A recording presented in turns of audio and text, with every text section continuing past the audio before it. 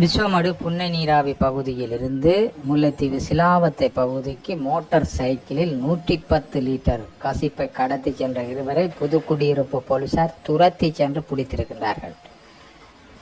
முல்லைத்தீவு பகுதிகளுக்கு கசிப்பு கடத்தல் தொடர்ச்சியாக இடம்பெற்று வருவதாக புதுக்குடியிருப்பு போலீசாருக்கு கிடைக்கப்பெற்ற தகவலுக்கு அமைய புதுக்குடியிருப்பு போலீஸ் நிலைய பொறுப்பதிகாரி தலைமையிலான குழுவினர்கள் இந்த சோதனை நடவடிக்கையை மேற்கொண்டு அண்ணன் தம்பி இருவரையும் 110 லிட்டர் கசிப்புடன் இவர்கள் கைது செய்திருக்கின்றார்கள். இவர்கள் தர்மபுரம் போலீஸ் பிரிவுக்குட்பட்ட பகுதியான புன்னை நீராவி எனும் பகுதியில் இருந்து புதுக்குடியிருப்பு ஊடாக வட்டாப்பளை சென்று முல்லைத்தீவு சென்று சிலாவத்தை பகுதியில் இந்த கசிப்பை பரிமாற்றம் செய்ய முற்பட்ட வேளை போலீசாரிடம் வசமாக சிக்கிக் கொண்டிருக்கின்றார்கள். புதுக்குடியிருப்பு போலீசார் 110 லிட்டர் கசிப்புடன் மோட்டார் சைக்கிள் மற்றும் அண்ணன் தம்பி இருவரையும் கைது செய்திருக்கின்றார்கள்.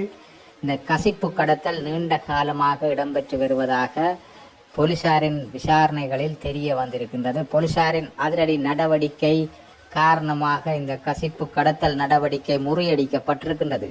புதுக்குடியிருப்பில் பெருமளவில் கசிப்பு போதைப்பொருள் வியாபாரங்கள் தொடர்ச்சியாக இடம்பெற்று வரும் நிலையில் அதனை கட்டுப்படுத்த கோரிக்கை விடுத்து வருகின்றார்கள்.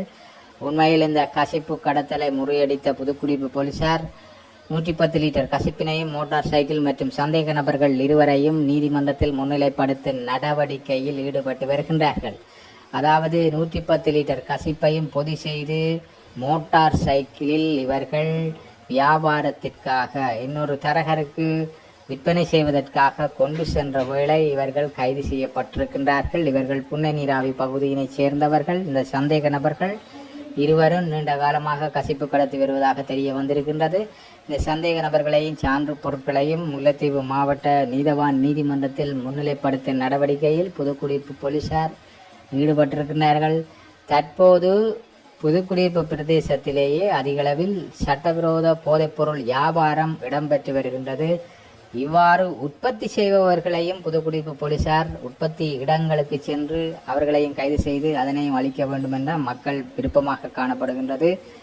வியாபாரிகளையே இவ்வாறு கைது செய்கின்றார்கள். விற்பனையாளர்கள் போன்ற பாவனையாளர்களையும் இவ்வாறு கைது செய்து வருகின்றார்கள் குறிப்பிடத்தக்கது.